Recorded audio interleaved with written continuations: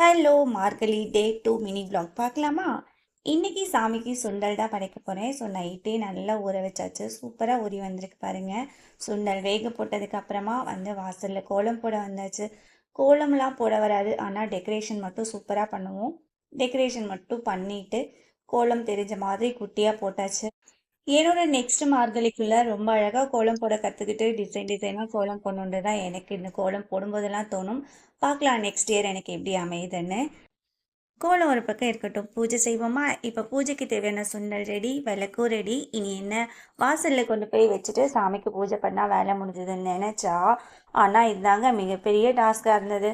காலையில் விளக்கு ஏற்றுறதுக்குள்ளார அப்பப்பா போதும் போதும்னு ஆயிடுச்சு. ஏன்னு பார்த்தீங்கன்னா அவ்வளோ காற்று.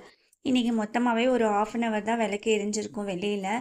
இருந்தாலும் பரவாயில்ல, சோதனைகளை தாண்டிய சாதனைன்ற மாதிரி தான் இருந்துச்சு விளக்கு எரிஞ்சது. அப்படியே வந்து உள்ள சிறப்பாக பூஜையும் பண்ணியாச்சு. டே 2 எனக்கு ரொம்பவே சூப்பராக போச்சு. உங்களுக்கு எப்படி போச்சுன்னு மறக்காமல் கமெண்ட் பண்ணுங்கள்.